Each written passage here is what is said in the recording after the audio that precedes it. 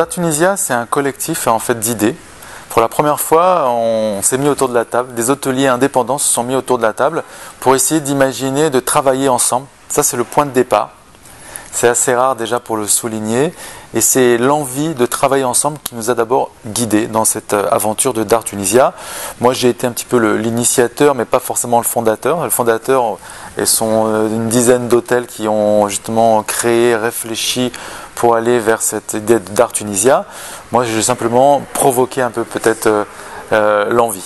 Le Dart Tunisia, c'est un regroupement, un GIE en fait, d'une dizaine d'établissements hôteliers. Quand je dis dizaine, c'est que en fait, ça fluctue un petit peu en fonction des arrivées dans le guide et il y a certains qui émettent le départ de partir pour. Aujourd'hui, il faut le signaler quand même, il y a quand même une crise économique et structurelle très importante en Tunisie. Donc ceux qui restent dans ce guide, ceux qui ont envie de bouger sont quand même des courageux.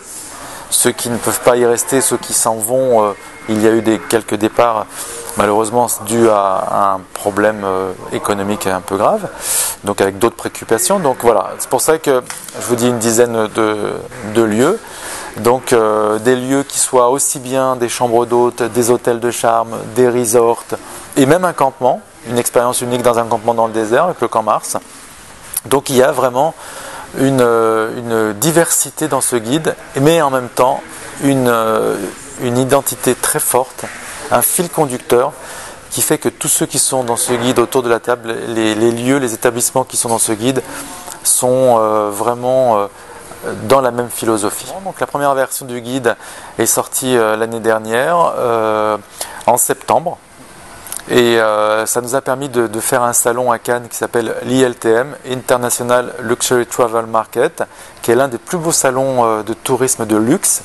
Et oui, la Tunisie a le droit d'avoir des établissements haut de gamme qui, même s'ils ne sont pas des établissements luxueux, comme on pouvait le prétendre avant, le voir avant, le luxe aujourd'hui, c'est quelque chose de différence dans l'hôtellerie notamment. Le luxe, c'est la simplicité, le luxe, c'est la découverte, l'insolite et pas forcément l'or.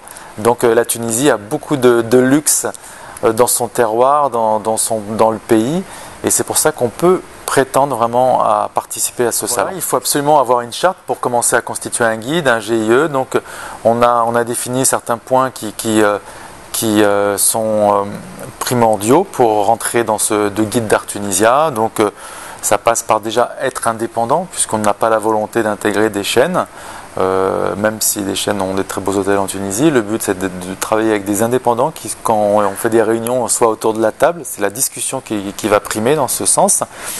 Des gens qui ont un caractère contemporain, en tout cas un esprit contemporain. Même quand on fait une maison d'hôte dans une vieille médina ou dans une médina, il faut avoir à l'esprit revisiter la culture, faire ressurgir le passé, mais avec une vision contemporaine. Ça, c'est quelque chose d'important. On ne peut pas rester dans le folklorique, dans le traditionnel, purement traditionnel. Ce n'est pas notre vocation.